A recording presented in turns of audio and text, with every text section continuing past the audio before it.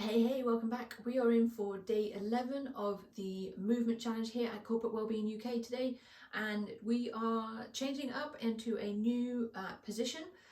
So this is a tougher one. So this is going to be really challenging, and you might want to spend a little bit more time practicing it and working on it than the others if it's something that you're really challenging and finding really challenging. And I know I certainly do with this one. So with that in mind, some of the positions I'm not going to be able to get to the full expression of, so I'm going to be describing them a little bit more, but doing them as much as I possibly can, all right? So just be aware that this is the one I struggle with the most. So this is known as the pistol movement. So it is where both feet are together. So I'll come up to standing here, and both feet are together, and we're able to come all the way down and have our heel touching the ground still. So you can see that mine have come up there because I don't have full range of motion through my ankle at the moment. But if we can, so I've got some support. So we're in this position here, there, and we can balance from that position. And we can also then take a leg out as well with still keeping a heel on the floor. So that is the full expression of that. But an everyday use of it is if when you're stepping up and down onto something. So I've got, this is a coffee table, it's a pretty sturdy one, so I'm going to demonstrate on here in a second.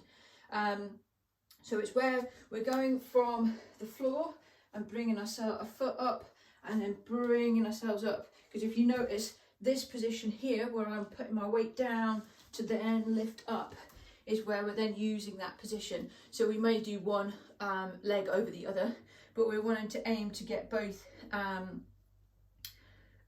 being able to do it with both. So that might be that we're stepping up onto something, whether it's through a step up movement in a gym, which is a more formal movement, or whether it's stepping up on something to get something up high, which is then connecting in a couple of other movements as well. So what we're going to look at today is just a couple of bits that we can do and try and kind of be in that position a little bit more. Okay, so to start with, there's two bits that we need to sort of have a look at and see what we can do. So we need to have a look at and make sure that our hip can get into this full extension of the position, and that our ankle can do that, so that we can come over into there without that lifting up, making sure we've got movement and positioning right in there. So let's have a look at the ankle to start with. So to do this one, you can either do it from the position that I'm in now, so I'm kneeling on one leg and the other one is up, and I can push forwards into that and kind of move into that more range of motion from there. Now if that's really challenging,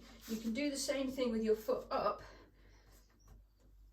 If you now look here, my hip is in that same position and I can push over into that ankle position a little bit more.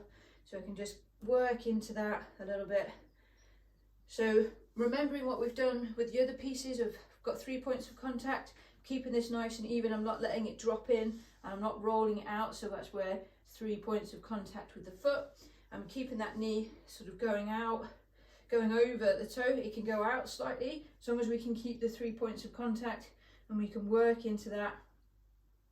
Kind of go to just give it a couple of minutes on each side. So if I then change around to this side, just moving into that in there. So you can see here that this is now staying nice and stable, pushing into that a little bit more. And you might need to bend your knee that's on, that's on the floor to kind of let you get into that position. But that's good. That's what we want to kind of be able to work into that. And so the other bit that we want to do, we're going to look at the hips. So our second move of the day is looking at our hips. So we're going to be on the floor. If we start in a box position, so I've got a nice square position between my hands and knees, and then we're going to bring one knee up towards our hands. So then we've got maybe a similar position than we had a minute ago, but our hands are on the floor. So then we want to just shuffle that back knee back a little bit. So we're going to get a stretch through our hip flexors, which are in the front of our hip on the back leg. And then what we want to do is we're going to come forward as much as we can, trying to bring our hands onto the floor so that we can then get a nice stretch into the other elements of our hip.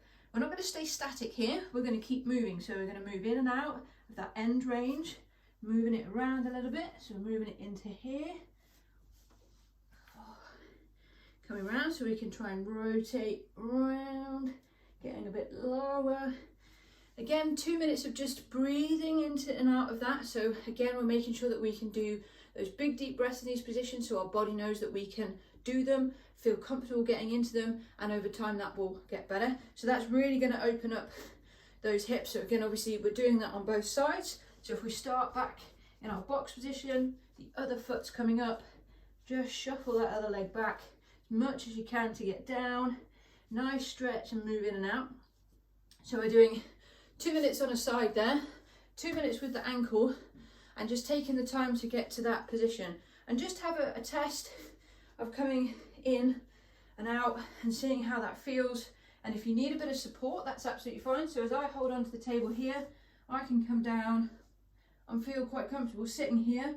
And we're aiming to bring our feet closer together for the pistol over the squat, which is our main difference there. But we can work on that. We can really work on that, okay? So we'll leave it there for today, and we'll back in again on the pistol tomorrow.